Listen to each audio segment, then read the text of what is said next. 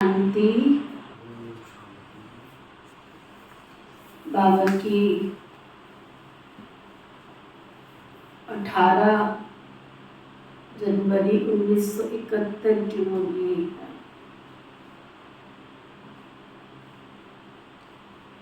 अव्यक्त स्थिति द्वारा सेवा।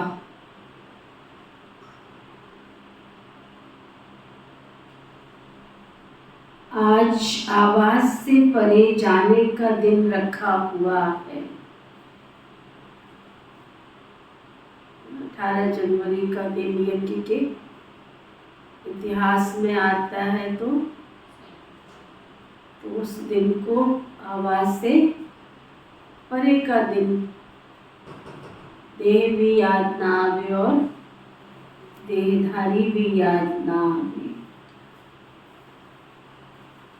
तो आज आवाज से परे जाने का दिन रखा हुआ है।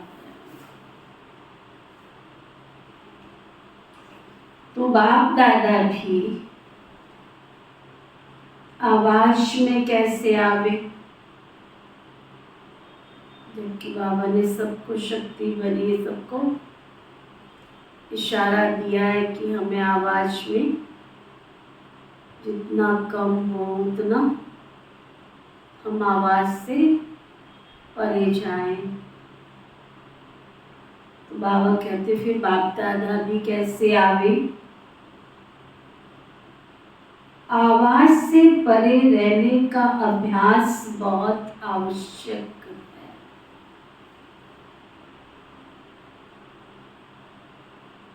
क्या कह रहे हैं बाबा? बाबा के हम बच्चे बने हैं तो हमें बाबा इशारा दे रहे हैं कि आवाज से परे जाने का अभ्यास बहुत आवश्यक है। आवाज में आकर जो आत्माओं की सेवा करते हो उससे अधिक आवाज से परे स्थिति में स्थित होकर सेवा करने से सेवा का प्रत्यक्ष प्रमाण देख सकेंगे।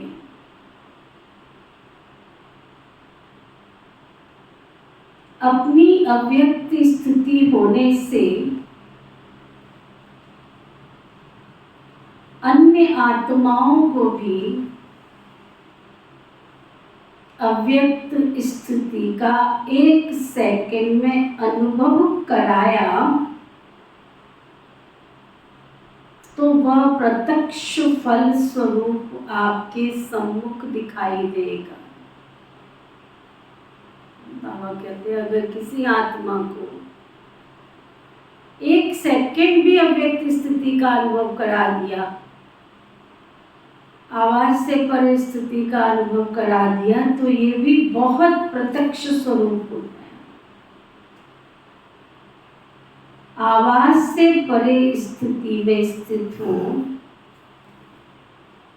फिर आवाज में आने से वह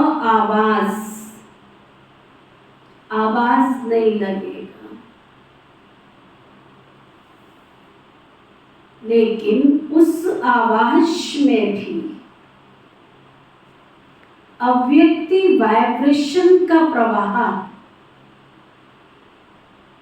किसी को भी बाप की तरफ आकर्षित करेगा। वह आवाज सुनते हुए उनको आपकी अव्यक्त स्थिति का अनुभव होने लगेगा। आपके अंतर की स्थिति जो है, आप थोड़ा भी किसी को ज्ञान देंगे तो भी, क्योंकि अभी जो आने वाली आत्माएं हैं उनको सुनने की शक्ति नहीं है, वो सुनना नहीं चाहती, वो शफा चाहती है। बस उनको आपका आशीर्वाद मिल जाए, उनको आपकी दुआ मिल जाए, बस उनके सिर पे हाथ रख दो, बस सिर्फ इतना ही चाहती है। वो आपका ज्ञान नहीं सुनना चाहती। खुश मतलब आत्मिक स्थिति के बारे में बोल रहे बाबा। मतलब इसका इजी जो है, जैसे हम दादियों के पास जाते थे, क्या करते, लास्ट स्थिति जो हमने देखी, भीड़ लगी, दादी ज्ञान थोड़ी सुना रही, भीड़ लगी है, आओ।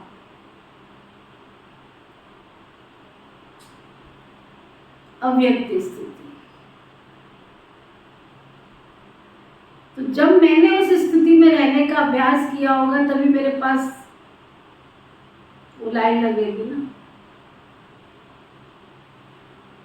क्योंकि आने वाला समय मैं जो सोच रही थी, बैठ के चिंतन कर रही थी, संगम युग का ये लास्ट समय चल रहा है, बिल्कुल लास्ट किनारे पे खड़े।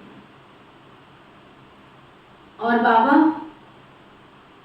हमें बार बार कहते हैं, बच्चे तुम्हारा एक एक कर्तव्य, एक एक चरित्र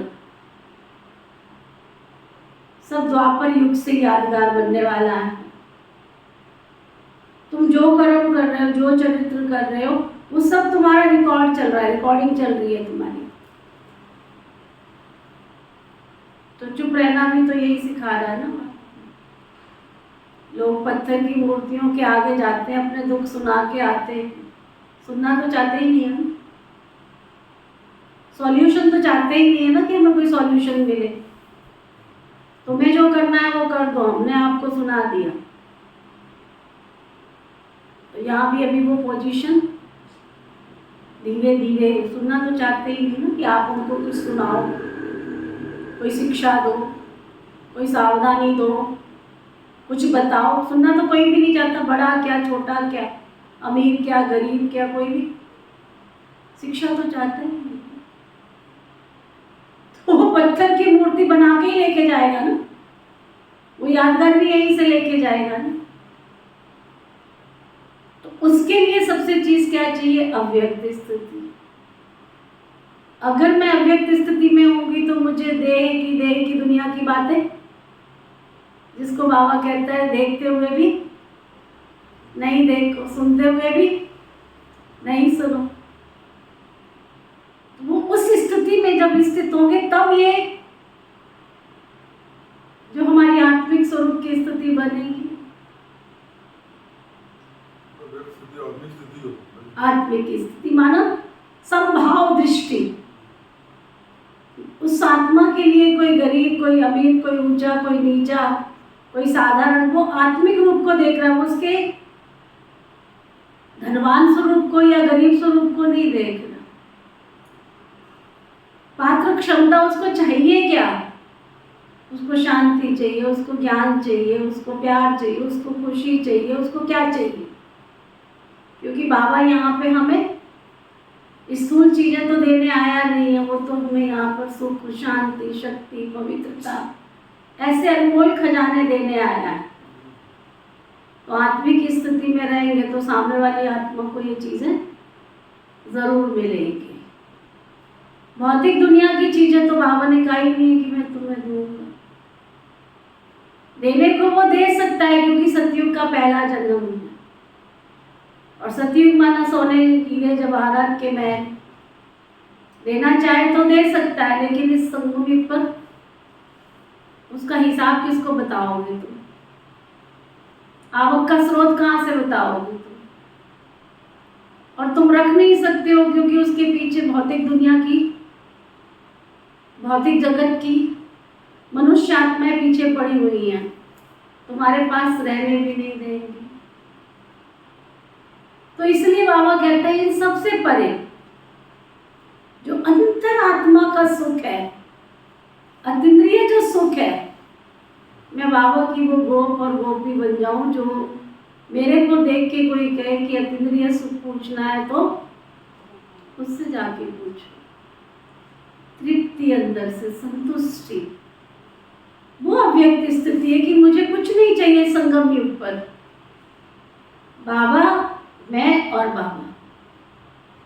दादी जानकी जी का लास्ट, दादी जब बोलती थी लोग हंसते थे, मैं सोचती थी कितने ये वो तो ये सवाल हो गई कि उनको समझ नहीं है ना। उन्होंने केवल दादी जी का बाहरी स्वरूप देखा, दादी अब बोलेगी मैं और मेरा बाबा। लेकिन ये अनुभव नहीं किया कि दादी के रोम रोम में बाबा और मैं और बाबा। दादी लास्ट के समय पर बाबा में मैं और मैं में बाबा बन गई थी। वो अव्यक्त स्थिति। तीनों दादी ने ये देखा ना, हमने उनको देखा, बाकी को देखा नहीं, वो चीज हमें नजर आई। जानकी दादी को देखो, आप गुलजार दादी को देखो, बाबा में मैं में बाबा। सारी दुनिया, सारी कायनात उनके सामने थी, लेकिन कुछ भी नहीं, केवल एक बाबा और बाबा के सिवाय दूसरा कुछ भी नहीं। ये हमारी अंतिम अवस्था, ये है एक रस अवस्था।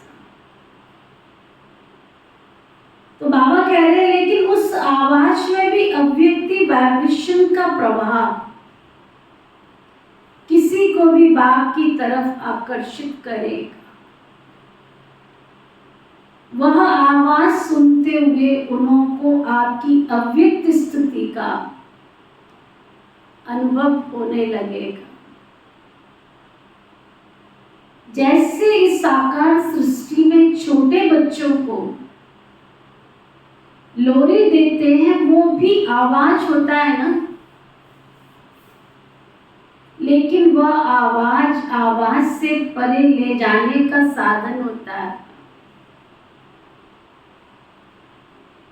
ऐसे ही अव्यक्त स्थिति में स्थित होकर आवाज में आओ तो आवाज से परे स्थिति का अनुभव करा सकते हो। 1 सेकंड की अव्यक्त स्थिति का अनुभव आत्मा को अविनाशी संबंध में जोड़ सकता है। ऐसा अटूट संबंध जुड़ जाता है जो माया भी उस अनुभवी आत्मा को हिला नहीं सकती है। सिर्फ आवाज द्वारा प्रभावित हुई आत्माएं अनेक आवाज सुनने से आवागमन में आती। कितनी डीप बाबा की बात। आज हम ये चीजें सोच भी नहीं सकते, बाबा ने कैसे कही है बातें, कमाल इतनी गहराई, कितनी डीप बात है। सुनी, सिर्फ आवाज द्वारा प्रभावित हुई आत्माएं अनेक आवाज सुनने से आवागमन में आ जाती।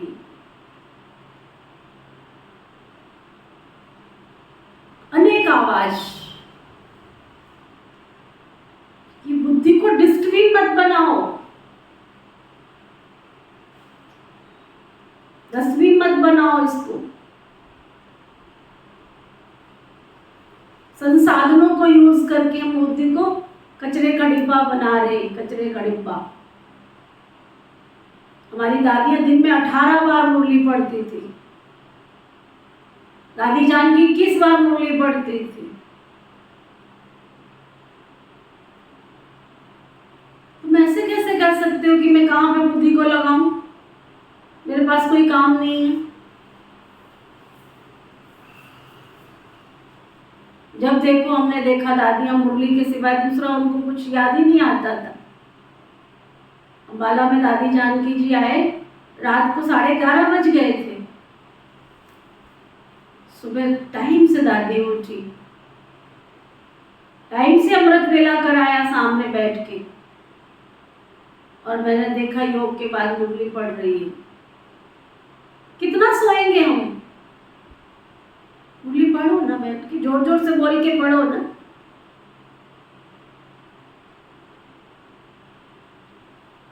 रात को सोने से पहले मुरली, अमृत वेला मुरली, क्लास में जाने से पहले। जो भी दादियों के पास गुड मॉर्निंग करने आता था, दादी पूछती थी, प्रश्न बना देती थी मुरली का, अच्छा इसका उत्तर क्या होगा, इसका उत्तर क्या होगा। फिर 10 साढ़े 10 बजे सब इकट्ठे होते थे, फिर मुरली का चिंतन।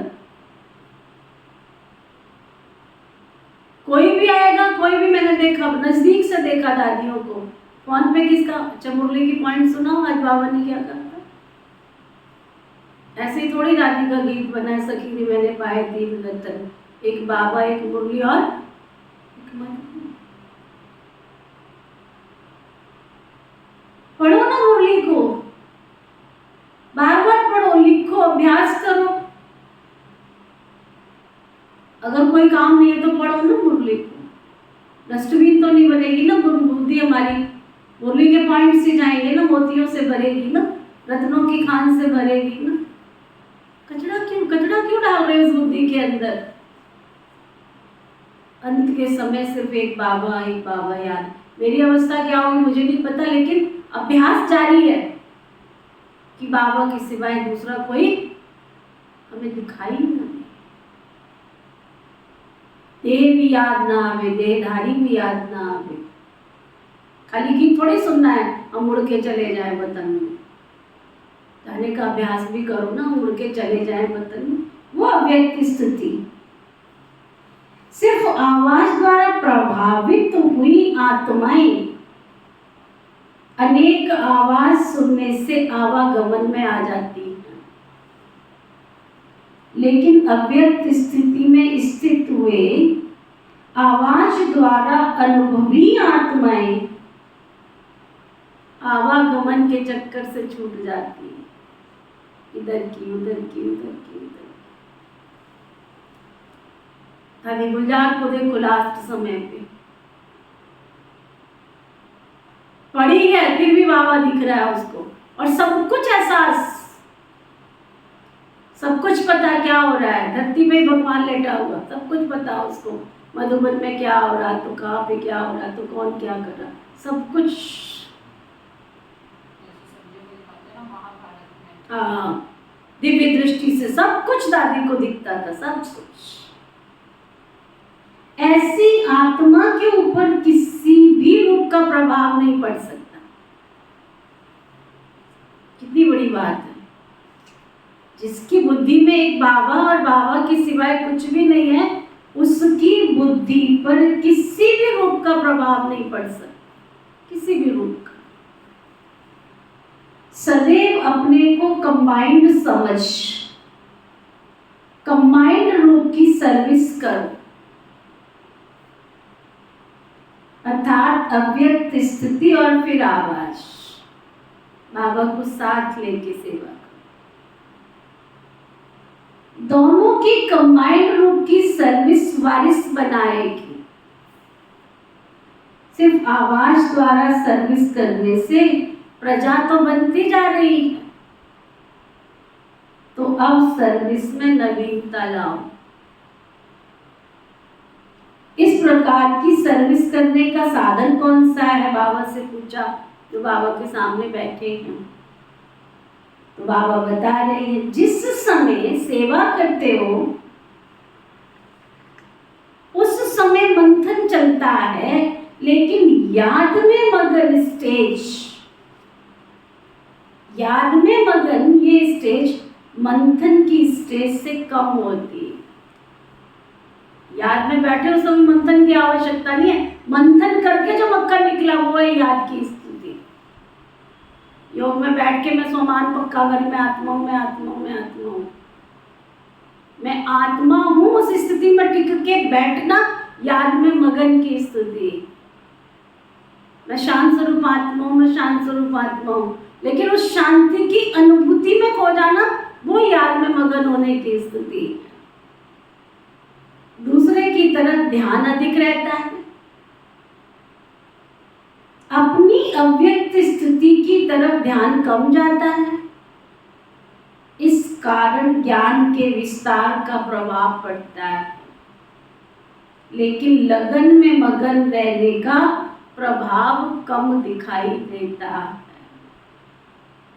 रिजल्ट में ये कहते हैं कि ज्ञान तो बहुत ऊंचा है, लेकिन मगन रहना ये हिम्मत नहीं रखते, क्योंकि अव्यक्त स्थिति द्वारा लगन का अर्थात संबंध जोड़ने का अनुभव नहीं किया है बाबा के साथ अभी तक। करंट नहीं आ रही भगवान से। बैठे हैं लाल बत्ती में 2 घंटे 3 घंटे बैठ लिए, लेकिन जो करंट आनी चाहिए, जो पावर आनी चाहिए, वो पावर आई नहीं। बाकी थोड़ा कड़ा दाना लेने से प्रजा बन जाती। अब के संबंध जुटने से ही भविष्य संबंध में आएंगे, नहीं तो प्रजा में चले जाएंगे। अगर मैं बाबा जैसा पुरुषार्थ नहीं करूंगी, दादियों जैसा पुरुषार्थ नहीं करूंगी, तो उनकी राजधानी में थोड़ी आ जाऊंगी, तो प्रजा में ही चले जाएंगे ना। तो नवीनता यही लानी है जो एक सेकंड में अव्यक्ति अनुभव द्वारा संबंध जोड़ना है। संबंध और संपर्क दोनों में बहुत फर्क है। संपर्क में आते, संबंध में नहीं आते। समझा? आज के दिन अव्यक्त स्थिति का अनुभव किया है, यही अनुभव सदा काल कायम रखते रहो तो औरों को भी अनुभव करा सकेंगे। आजकल वाणी व अन्य साधन अनेक प्रकार से अनेकों के द्वारा आत्माओं को प्रभावित कर रहे हैं। आजकल वाणी व अन्य साधन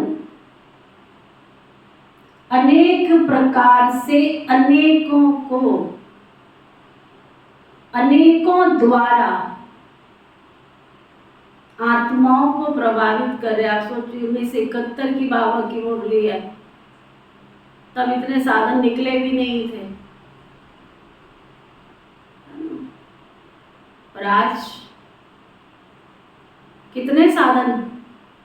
और बाबा ने उस समय अल्टीमेटम इशारा दे दिया कि प्रभावित कर रहे। घुस गए हम उन चीजों में, साधनों में जकड़ते जा रहे। बाहर निकलना चाहे तो निकल नहीं पा रहे, एडिक्ट। मैं कई बार सोचती हूँ, अगर शराबी को शराब का नशा है तो तुमको भी तो साधन का नशा है, तो उसके नशे में और तुम्हारे नशे में फर्क क्या होगा? फर्क क्या होगा? अगर किसी को किसी व्यसन का नशा है और तुम्हें एक मोबाइल का नशा हो गया, यूट्यूब का नशा हो गया, तो उसके नशे में और तुम्हारे नशे में फर्क क्या है? वो शराब पी के नशे में डूब जाता है, तुम मोबाइल के नशे में डूब जाते हो। फर्क क्या है दोनों के नशे में?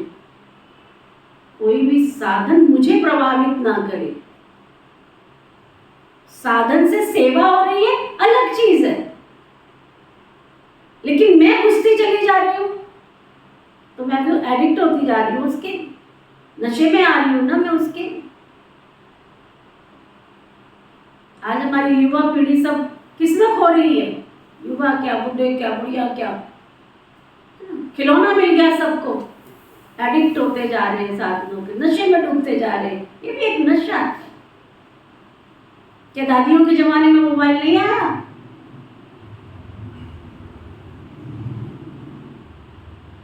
बड़ी दीदियों के मोबाइल नहीं आया हाथ में?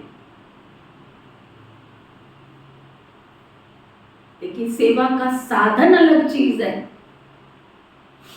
तुम उससे सेवा क्या कर रहे हो? समझ में आया? बाबा कहते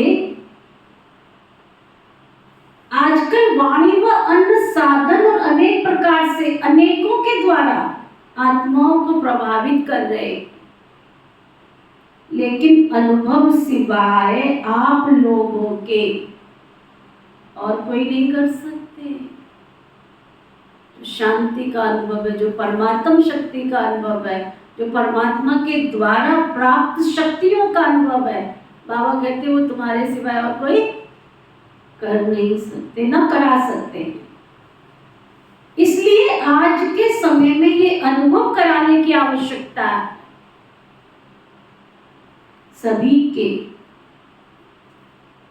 अंदर अभिलाषा भी है, थोड़े समय में अनुभव करने के इच्छुक हैं, सुनने के इच्छुक नहीं है। तो आप 71 में बाबा ने बात की, सुनने के इच्छुक नहीं है, और आज तो बिल्कुल वो घड़ी आके पहुंची, वो आके कहते आपको मैं शफा दे सकती हूँ, तो दे, तुम्हारे सिर पर हाथ रख के हमें शांति का अनुभव करा सकते हो तो करा। अनुभव में स्थित रहे, अनुभव कराओ। सभी का इसने वतन में मिला, सुनाया था ना। 3 प्रकार की याद बाबा के पास पहुंची, वियोगी, योगी और स्नेही। तीनों ही रूप का याद प्यार बाप दादा को मिला। रिवाइज कोर्स के वर्ष भी समाप्त होने जा रहे हैं। वर्ष समाप्त होने से स्टूडेंट को अपनी रिजल्ट निकालनी होती है। तो इस वर्ष की रिजल्ट में हर एक को अपनी कौन सी रिजल्ट निकालनी है, इसकी मुख्य 4 बातें ध्यान में रखनी।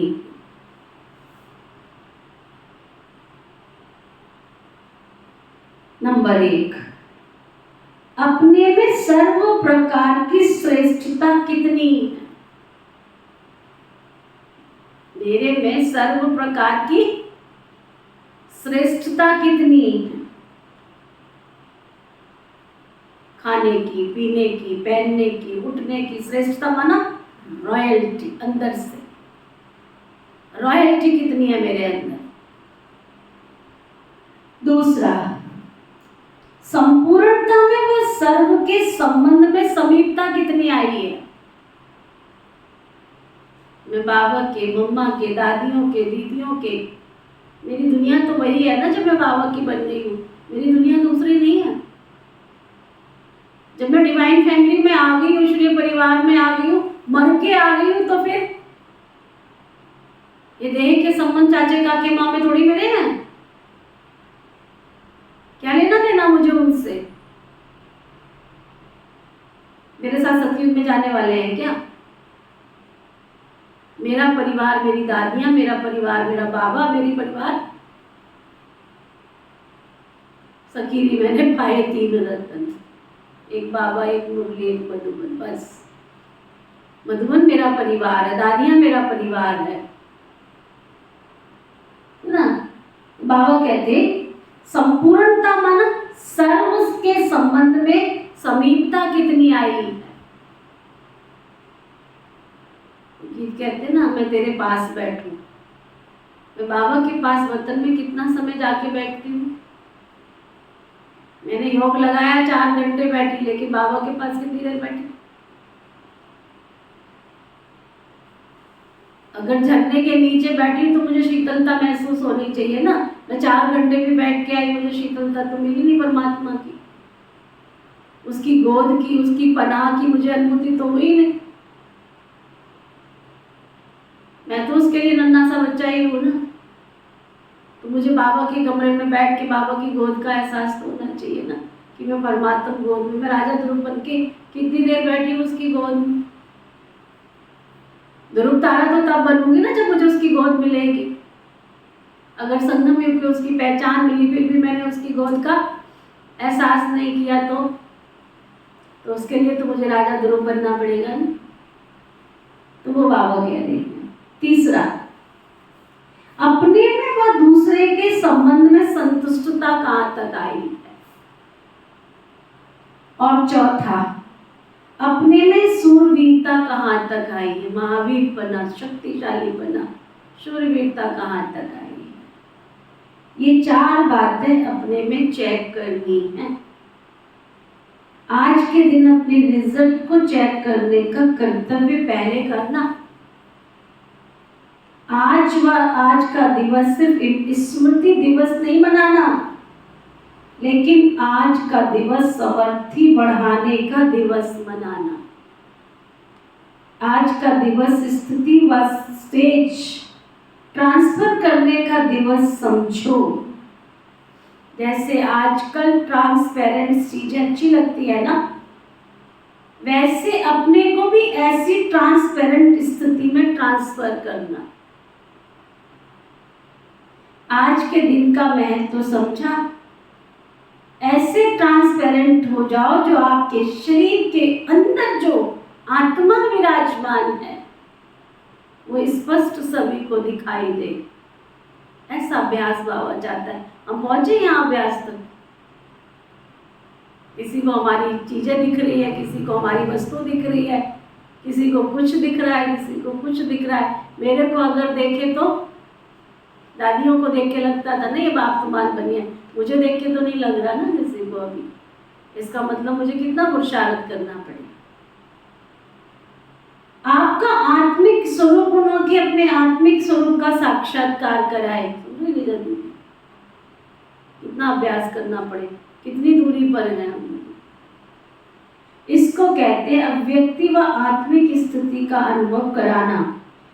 आज याद के यात्रा की रिजल्ट क्या थी? स्नेह स्वरूप थी या शक्ति स्वरूप थी? ये स्नेह भी शक्ति का वरदान प्राप्त कराता है, तो आज स्नेह का वरदान प्राप्त करने का दिवस है। एक होती है पुरुषार्थ से प्राप्ति, दूसरी होती है वरदान से प्राप्ति। तो आज का दिन पुरुषार्थ से शक्ति प्राप्त करने का नहीं, लेकिन स्नेह द्वारा शक्ति का वरदान प्राप्त करने का दिवस है। आज के दिन को विशेष वरदान दिन कह समझना। स्नेह द्वारा कोई भी वरदाता से, अगर आपका स्नेह है सामने वाले से, तो वरदाता से वर प्राप्त हो सकता है, समझा? पुरुषार्थ द्वारा नहीं, लेकिन स्नेह द्वारा। किसने कितना वरदान लिया वो हरेक के ऊपर है, लेकिन स्नेह द्वारा सभी समीप आकर वरदान प्राप्त कर सकते हैं। कैच करने वाले की कमाल होती है। आज के वरदान दिवस पर जो जितना कैच कर सके उनको उतना ही वरदान प्राप्त करा सकते हैं। जैसे पुरुषार्थ करते हो ना, एक बाप के सिवाय और कोई आकर्षित न करे, ऐसे आज का दिन सहज याद का अनुभव किया, समझा? तो आज की अव्यक्त मुरली का सार, जैसे छोटे बच्चों को लोरी देते हैं, वह भी आवाज होता है, लेकिन वह आवाज से परे ले जाने का साधन होता है। ऐसे ही अव्यक्त स्थिति में स्थित होकर आवाज में आओ तो आवाज से परे स्थिति का अनुभव करा सकते हो। एक सेकंड की अव्यक्त स्थिति का अनुभव आत्मा को अविनाशी संबंध से जोड़ सकता है। ऐसा अटूट संबंध जुड़ जाता है जो माया भी उस अनुभवी आत्मा